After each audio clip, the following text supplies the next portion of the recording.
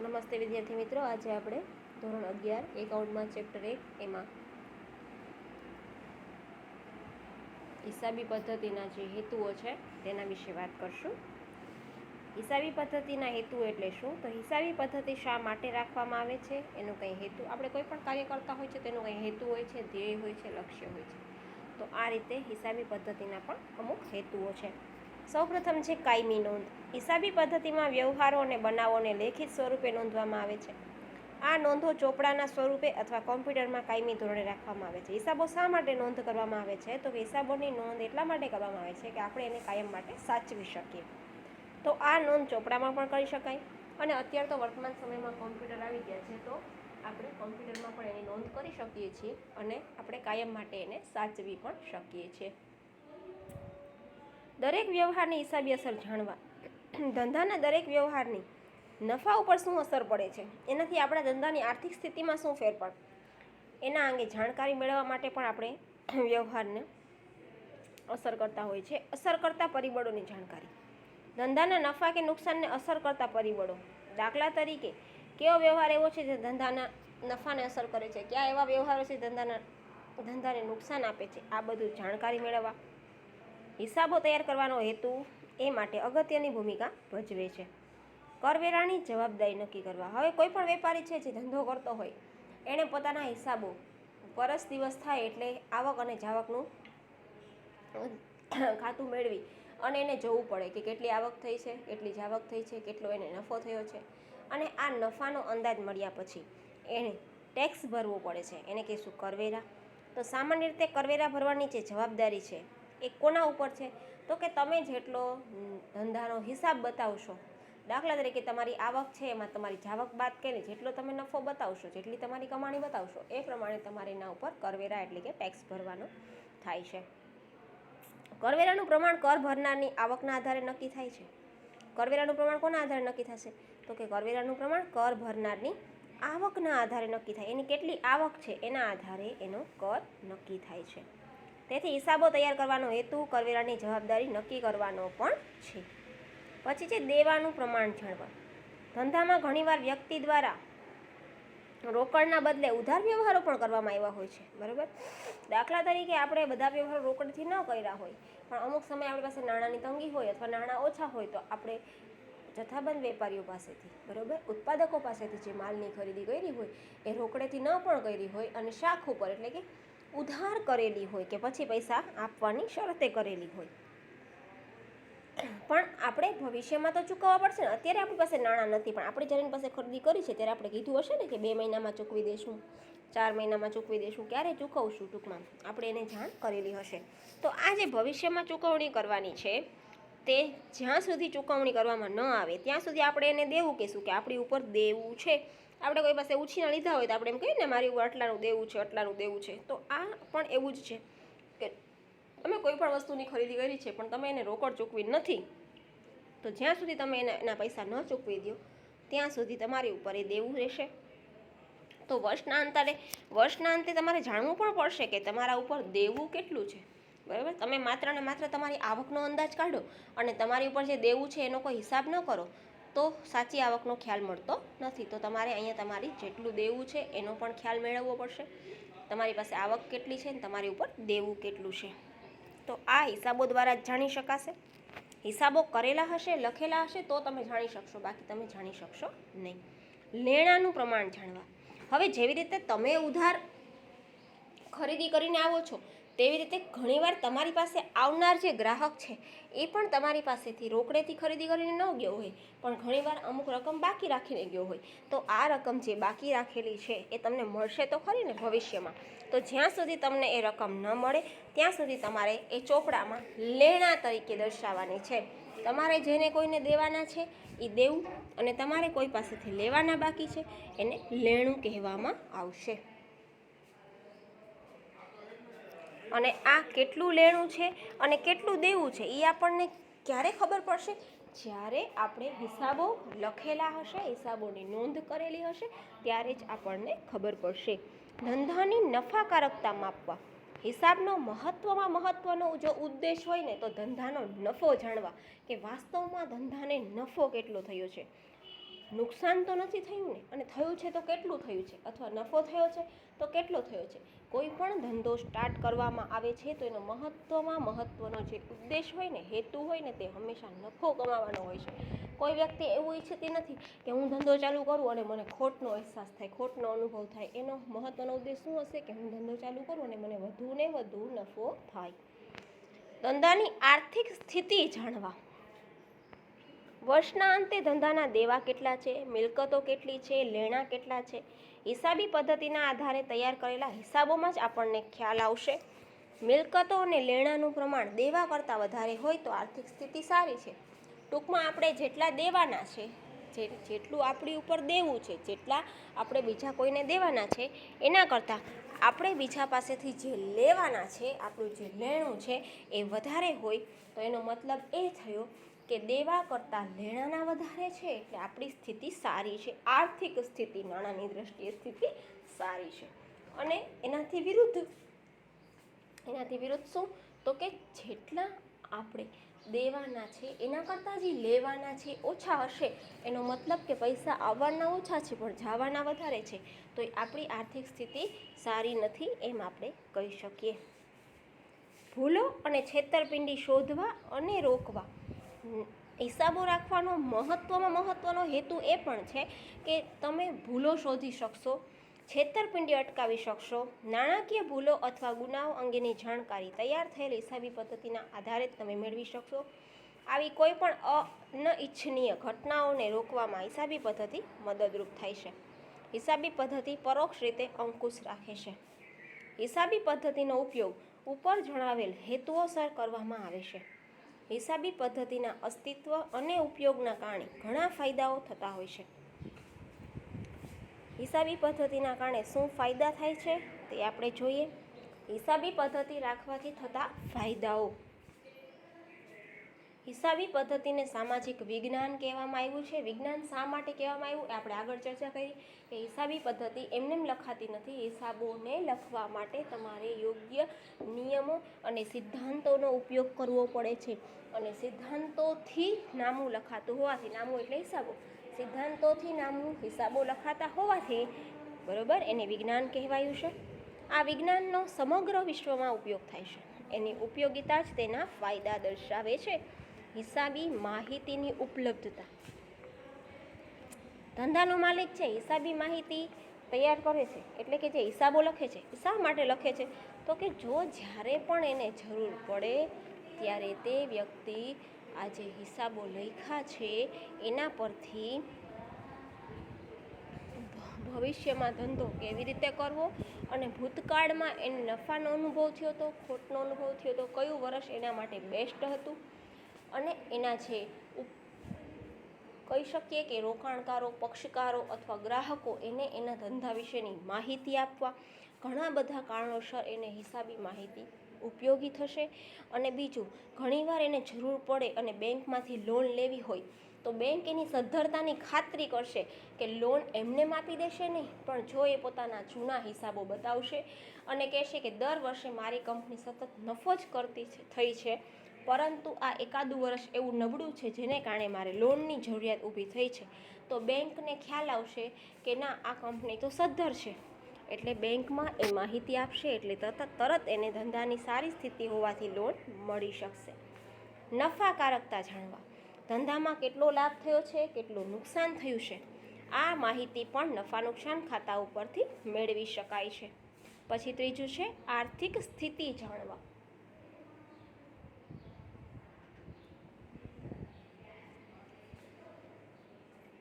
હિસાબી મુદતના અંતે ધંધાની જવાબદારીઓનું પ્રમાણ કેટલું છે. ધંધાની જવાબદારી એટલે આપણે જે સમજ્યા દેવું, તે કે આપણી ઉપર કેટલું દેવું છે, કેટલી જવાબદારી છે. ધંધાની જવાબદારી વધુ હોય તો આર્થિક સ્થિતિ નબળી, અને ધંધાની જવાબદારી ઓછી હોય તો આર્થિક સ્થિતિ સારી. આ આર્થિક સ્થિતિ આપણને પાકા સરવૈયા ઉપરથી મળી રહેશે. ધંધામાં કેટલો નફો થયો, કેટલો નુકસાન થયું, એ આપણને નફા નુકસાન ખાતા ઉપરથી ખબર પડશે. અને ધંધાની સ્થિતિ કેવી છે, મતલબ કે ધંધાની જવાબદારી વધારે હશે તો સ્થિતિ સારી નથી, પણ જવાબદારી ઓછી હશે તો ધંધાની સ્થિતિ સારી છે એવું સાબિત થશે અને આ જે સ્થિતિ છે એ પાકા સરવૈયા પરથી જાણી શકાશે. કરવેરાનું આયોજન. આપણને ખ્યાલ છે કે કોઈ પણ ધંધો છે એને ટેક્સ ચૂકવવાનો છે, કરવેરા ચૂકવવાના છે, એ એની આવકના આધારે ડિસાઇડ થાય છે. તો આમાં એની કમાણી કેટલી છે એને આધારે એના કરવેરાની ચૂકવણી થશે. પોતાની કમાણીને ધ્યાનમાં રાખીને એને વેરો ભરવો પડશે અને આ માટે એને હિસાબો રાખવા જરૂરી છે. ધંધાનું મૂલ્યાંકન. વ્યવહારમાં અમુક વખતે માલિક દ્વારા પોતાનું ધંધાનું વેચાણ અન્યને કરવામાં આવે છે. તો વેચાણ કિંમત કેમ નક્કી કરવી? વેચાણ કિંમત નક્કી કરતી વખતે જે ખરીદનાર વ્યક્તિ છે, જે આપણો ધંધો ખરીદે છે, એ આપણા ભૂતકાળના હિસાબો, પાછલા વર્ષના હિસાબો જોશે કે કંપનીએ કેવું કામ કર્યું છે, નફો કર્યો છે કે નહીં, તો ધંધો કેટલો નફાકારક છે, ધંધાની સ્થિતિ કેવી છે, આ બધું જો જાણવું હોય તો એને હિસાબી વર્ષના જે આ હિસાબો હશે એની જરૂર પડશે અને આ ધંધામાં મૂલ્યાંકનમાં હિસાબી પદ્ધતિ મદદરૂપ થશે. પછી નિર્ણય ઘડતર. ધંધાના જુદા જુદા સ્વરૂપો. દાખલા તરીકે એકાકી વેપારી, મતલબ કે કોઈ એક વ્યક્તિ છે પોતાનો ધંધો ચલાવતી હોય તો એને એકાકી વેપારી કહેવાય. પછી ભાગીદારી પેઢી. કોઈ એક વ્યક્તિ ધંધો ન કરે પણ 2 થી વધુ વ્યક્તિઓ જોડાય અને જે ધંધો કરે એને ભાગીદારી પેઢી કહેવાય. પછી કંપની. આમ એકાંકી વેપારી હોય, ભાગીદારી પેઢી હોય કે કંપની હોય, એ પોતાના હિસાબો તૈયાર કરે જ છે અને આ હિસાબો કોને મદદરૂપ થાય છે? તો કે આ જે હિસાબો એને તૈયાર કર્યા છે એ એના જુદા જુદા પક્ષકારો જેવા કે લેણદારો, શેર હોલ્ડરો, રોકાણકારો વગેરેને નિર્ણય લેવામાં ઉપયોગી થાય છે કે કંપનીમાં એને રોકાણ કરવું છે તો કંપની યોગ્ય છે કે નહીં. પછી શેર હોલ્ડરોએ એ કંપનીના શેર ખરીદવા છે તો પહેલાં ચેક કરશે કંપની કેવી સ્થિતિમાં છે. આવી રીતે આ છે પક્ષકારો કહેવાય એને. કંપનીના પક્ષકારો એ હિસાબી પદ્ધતિના આધારે જ નિર્ણય લે છે, એટલે નિર્ણય ઘડતરમાં અગત્યની ભૂમિકા ભજવે છે. પુરાવા તરીકે. હિસાબોની રચના હિસાબી પદ્ધતિના નિયમો અને સિદ્ધાંતોના આધારે થતી હોવાથી હિસાબોને વિશ્વસનીય ગણવામાં આવ્યા છે, કારણ કે હંમેશા જે કંઈ પણ નિયમ અને સિદ્ધાંતથી થતું હોય એ હંમેશા સાચું જ હોય. આ વિશ્વસનીયતાના ગુણના કારણે કોઈ પણ વિવાદ વખતે આ હિસાબો પુરાવા તરીકે રજૂ કરી શકાય છે. બરાબર.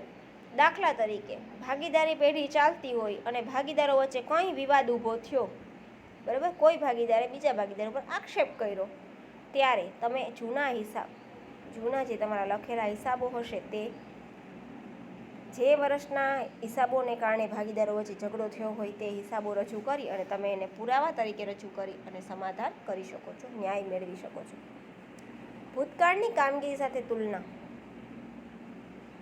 હિસાબો એટલે હિસાબી પદ્ધતિના નિયમો અને સિદ્ધાંતોમાં ફેરફાર થતા નથી.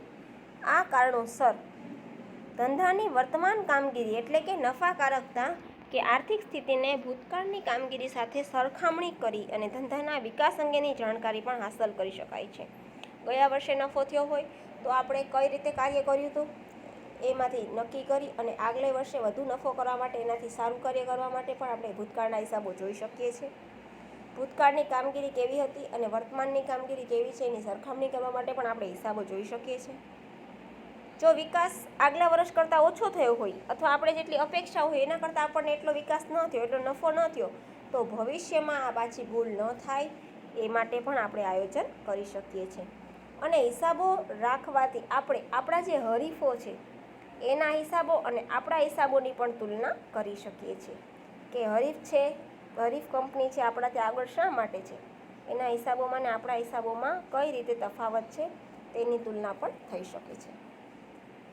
નૈતિક અંકુશ. હિસાબો લખવામાં આવે છે તે પુરાવા તરીકે પણ ઉપયોગમાં લેવાય છે. તેથી કર્મચારીઓ કોઈ પણ પ્રકારની ઉચાપત કરી શકતા નથી. ઉચાપત એટલે કંઈ પણ પ્રકારનું ચોરી કરી શકતા નથી. બરાબર. બાકી તમે હિસાબો નોંધતા ન હોય તો કેટલા નાણાં આવ્યા ને કેટલા ગયા એનો કંઈ તમારી પાસે રેકોર્ડ જ ન હોય તો કર્મચારીઓને ઉચાપત કરવાનો મોકો મળે છે. પણ અહીંયા તો તમારી પાસે જેટલું નાણું આવે છે ને જેટલા નાણાં વ્યવહાર થાય છે બધાનો હિસાબ રાખેલો છે, એટલે તમારા કર્મચારીઓ કંઈ પણ પ્રકારની ઉચાપત કરી શકતા નથી.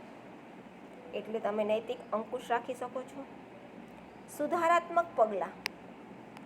વ્યવહારમાં ઘણી વખતે ધંધાના માલિકો કે સંચાલકો દ્વારા ભૂતકાળમાં એવા નિર્ણય લેવાના હોય જેના કારણે નુકસાન થયું હોય, તો આવા નિર્ણયો પાછા લેવાના નથી. આ પ્રકારની ભૂલને ફરીથી કરવાની નથી, પણ આવી ભૂલ ફરી ન થાય એની કાળજી લેવાની છે, અથવા તો તે અંગે સુધારાત્મક પગલાં લેવાના છે. કોઈ બાબત બગડી જાય તો આપણે એને સુધારવા માટે એની ટ્રાય કરીએ છીએ. એવી રીતે ધંધામાં પણ કંઈ પણ નિષ્ફળ જાય તો એને સુધારા કરવા માટે એના પગલાં લેવા જોઈએ. સામાજિક વિજ્ઞાનના એક અંગ તરીકે હિસાબી પદ્ધતિ પોતાનું અલગ સ્થાન ધરાવે છે. હિસાબી પદ્ધતિ અગાઉ જણાવ્યા પ્રમાણે પોતાના નિયમો અને સિદ્ધાંતોના આધારે કામગીરી બજાવે છે. સમાજમાં થતા પરિવર્તનોના કારણે અથવા નિયમો કે સિદ્ધાંતોના નક્કી કરેલા ગુણોને કારણે અમુક પ્રકારની મર્યાદાનું સર્જન પણ થતું હોય છે. જેવી રીતે બરાબર હિસાબી પદ્ધતિના ફાયદા છે તેવી રીતે હિસાબી પદ્ધતિની અમુક મર્યાદાઓ પણ છે. કારણ કે આપણે પહેલાં જ વાત કરી, જે વસ્તુ ફાયદાકારક હોય એમાંથી ઘણું એવું પણ હોય જે ફાયદાકારક ન પણ હોય. કોઈ પણ વસ્તુ છે, વ્યક્તિ છે, એનું મહત્ત્વ રહેલું છે, તેમાં થોડું ઘણું અવગુણ પણ રહેલો છે. ગુણ અને અવગુણ સાથે જ હોય છે. પછી છે બિન નાણાકીય વ્યવહારો. શરૂઆત કરીએ હિસાબી પદ્ધતિની મર્યાદાની. તો હિસાબી પદ્ધતિની પહેલી મર્યાદા છે બિન નાણાકીય વ્યવહારો. હિસાબોમાં એવા વ્યવહારો નોંધવામાં આવે છે જેનું નાણાંમાં મૂલ્ય આંકી શકાતું હોય. બિન નાણાકીય વ્યવહારોની અહીંયા નોંધ કરવામાં આવતી નથી, એ એની મર્યાદા છે. દાખલા તરીકે માલની ખરીદી કરી, માલનું વેચાણ કર્યું, મિલકતની ખરીદી કરી, મિલકતનું વેચાણ કર્યું. જો માલની ખરીદી કરો તો માલ આવશે એટલે કે વસ્તુ, માલ એટલે તમે જે કંઈ વસ્તુ ખરીદવા જાઓ બરાબર એ આવશે ને તમે સામે નાણું ચૂકવશો. વેચાણ કરશો તો તમારી વસ્તુ જશે અને નાણું આવશે. મિલકતની ખરીદી કરશો, વેચાણ કરશો, ધંધા, એ બધાની નોંધ કરવામાં આવે છે. એને નાણાકીય વ્યવહારો કહેવાય. કેવા વ્યવહારો? તો કે નાણાકીય વ્યવહારો. પણ મર્યાદા શું કહે છે કે અહીંયા બિન નાણાકીય વ્યવહારો નોંધવામાં આવતા નથી. એનો મતલબ કે જે કર્મચારીઓ તમારી કંપનીમાં કામ કરે છે એની પ્રમાણિકતા, એની વફાદારી, એની નિષ્ઠા, આવા જે ગુણો છે એ પણ ધંધામાં મહત્ત્વની ભૂમિકા ભજવતા હોય છે. જ્યારે આપણે આનો સમાવેશ ક્યાંય કરતા નથી. વાસ્તવમાં તમારો ધંધો જો સફળતાના શિખરે હોય તેમાં મહત્ત્વમાં મહત્ત્વનું યોગદાન છે એ તમારા કર્મચારીઓનું હોઈ શકે. એટલે કર્મચારીઓ પ્રામાણિક હોય, વફાદાર હોય, નિષ્ઠા, એના જે આ ગુણો છે એને આપણે નાણાકીય તો ગણી શકતા નથી. એટલે નાણાંમાં માપી શકાતા ન હોવાથી આપણે એને ધ્યાનમાં લેતા નથી. આ એની એક મર્યાદા કહી શકાય. નાણાંનું સ્થિર મૂલ્ય. હિસાબી પદ્ધતિની ધારણા પાછી એ છે કે નાણાંનું સ્થિર મૂલ્ય છે. 5 વર્ષ અગાઉ તમે 50,000માં જમીન ખરીદી હોય બરાબર,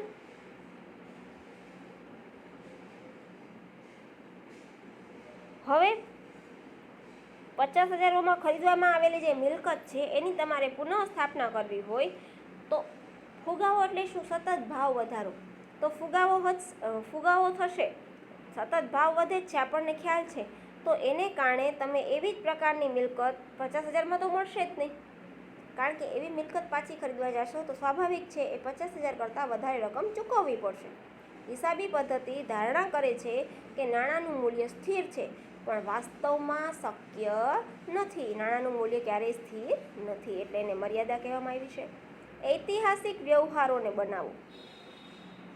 હિસાબી પદ્ધતિમાં જે વ્યવહારો બની ગયેલા હોય તેની જ નોંધ કરવામાં આવે. બનવાના છે ભવિષ્યમાં એની કંઈ નોંધ કરવામાં આવતી નથી, પણ જે વ્યવહારો બની ગયા છે, ભૂતકાળમાં થઈ ગયા છે એની નોંધ કરવાની છે. તેમાં થયેલ ભૂલોને સુધારી શકાતી નથી, પણ વિગતોનો ઉપયોગ ભવિષ્યમાં લેનાર નિર્ણયો માટે ઉપયોગી બને છે બરાબર. તેમાં થયેલ ભૂલોને સુધારી શકાતી નથી, પણ વિગતોનો ઉપયોગ ભવિષ્યમાં લેનાર નિર્ણયો માટે અવશ્ય ઉપકારક બને છે. પછી છે બજાર કિંમતની અવગણના. ધંધાની કિંમતમાં અવારનવાર ફેરફાર થતા રહે છે, એટલે કે બજાર કિંમત હંમેશા બદલાતી રહે છે. જ્યારે હિસાબી પદ્ધતિ છે બજાર કિંમતને ધ્યાનમાં લેતી નથી, એની અવગણના કરે છે અને પડતરને આધારે જ એની નોંધ કરવામાં આવે છે, જે એની મર્યાદા કહી શકાય. અંદાજોનો ઉપયોગ. હિસાબી પદ્ધતિમાં શકમન લેણા અનામત એટલે કે ઘાલખાદ અનામત જેવી બાબતોની અંદાજિત ગણતરી કરવામાં આવે છે. આ અંદાજોમાં જો ભૂલ હોય તો હિસાબોમાં પણ ભૂલ જોવા મળે છે. અંદાજોના ઉપયોગની આપણે વાત કરીએ તો આ જે અંદાજો છે, દાખલા તરીકે આપણે વાત કરી હતી કે ઘાલખાદ અનામત. ઘાલખાદ અનામત એટલે શું? તો કે ઘાલખાદ એટલે એક જાતનું નુકસાન. દાખલા તરીકે આપણે કોઈ વ્યક્તિને ઉધાર વેચાણ કર્યું હોય, એ આપણો રોજબરોજનો ગ્રાહક હોય અને આપણી પાસેથી રોકડેથી ખરીદી કરતો હોય, પણ વધારે ખરીદી થવાને કારણે એણે આપણી પાસે ઉધારેથી ખરીદી કરી હોય, બરાબર, નાણાં બાકી રાખ્યા હોય, પણ બને એવું કે જો એ નાણાં બાકી રાખી ગયો અને પછી એણે ચૂકવવાની ના પાડી દીધી કે હું તમને નાણાં ચૂકવી શકીશ નહીં, અથવા તો વારંવાર માગવા છતાં પણ તે આપણને નાણાંની ચૂકવણી ન કરે, તો આપણે એને સમજીએ છીએ કે ધંધાનું નુકસાન છે, એને કહેવાશે ઘાલખાદ. હવે જો દર વર્ષે આવી ઘાલખાદ પડે તો ધંધાને નુકસાન થાય છે. એના કારણે ધંધો ભવિષ્યમાં કંઈ પણ નુકસાન થવાનું હોય એના પહેલાં જ એની વિચારણા કરી અને અલગથી પૈસા રાખે છે. તો આવી જે ઘાલખાદ પડે છે એના કારણે નાણાં ક્યાંથી મેળવવા, તો કે એના માટે એક અલગ ભંડોળ ઊભું કરવામાં આવે છે, એને કહેવામાં આવે છે ઘાલખાદ અનામત. તો આ ઘાલખાદ અનામત અલગથી જે રાખવાની છે એ તો ફિક્સ તો નથી કે કેટલું નુકસાન થશે, એટલે જે વેપારીઓ છે એ તો માત્ર ને માત્ર અંદાજ મારી અને અલગ નાણાં રાખે છે, અનામત તરીકે અલગ રાખે છે. તો આ પ્રકારના અંદાજ ભૂતકાળના અનુભવોને આધારે રાખવામાં આવે છે. તો ઘણીવાર એવું પણ બને કે અંદાજોમાં ભૂલ હોય તો તમારા હિસાબોમાં પણ ભૂલ જોવા મળશે. પણ જો ભૂતકાળના અનુભવના આધારે કદાચ તમે વિચારીને અંદાજ રાખ્યા હોય તો બની શકે કે ભૂલનો અવકાશ ઓછો છે, પણ અવકાશ તો છે જ, ભૂલ રહેવાની શક્યતા તો છે જ. બેવડા ધોરણો. હિસાબો જે આપણે રાખીએ છીએ એના બે અગત્યના અંગો છે. એક છે નફા નુકસાન ખાતું અને એક છે પાકું સરવૈયું. નફા નુકસાન ખાતું છે એને આવકનું પત્રક કહે છે, જેમાં આવક અને જાવક કેટલી થઈ, નફો અને નુકસાન કેટલું થયું એ દર્શાવવામાં આવે છે. અને પાકા સરવૈયું છે એમાં વિગતોને જૂની કિંમતે, ઐતિહાસિક કિંમતે દર્શાવવામાં આવે છે. આમ ઉપરની ઘણી બધી મર્યાદાઓ હોવા છતાં હિસાબી પદ્ધતિ ધંધાના માલિકો માટે, સરકાર માટે, વિવિધ પક્ષકારો માટે, રોકાણકારો માટે, લેણદારો માટે, ધિરાણ કરનારાઓ માટે ખૂબ જ વ્યવહારિક મહત્વનું સ્થાન ધરાવે છે. આ મર્યાદાઓ હિસાબી પદ્ધતિના વિકાસને અવરોધ તરીકે કામ કરતી નથી. તદુપરાંત જોઈએ તો આ મર્યાદાઓ દૂર પણ કરી શકાય છે, કારણ કે હિસાબી પદ્ધતિ ધંધાની ભાષા તરીકે અને વિજ્ઞાન તરીકે વિકસી ચૂકી છે.